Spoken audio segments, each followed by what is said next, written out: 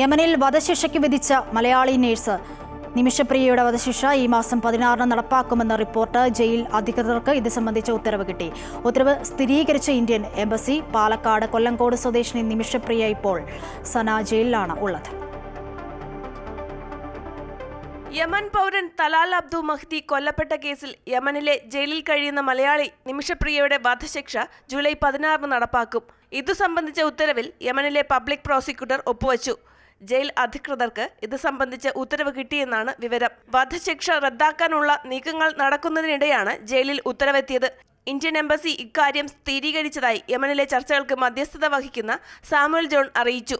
വധശിക്ഷ ഒഴിവാക്കാനുള്ള നിയമപരമായ വഴികളെല്ലാം അടഞ്ഞതായും സനായിലുള്ള തലാലിന്റെ കുടുംബം മാപ്പ് നൽകുക മാത്രമാണ് നിമിഷപ്രിയയെ രക്ഷിക്കാനുള്ള ഏക മാർഗമെന്ന് മനുഷ്യാവകാശ പ്രവർത്തകൻ സാമുവൽ ജെറോം പറഞ്ഞു.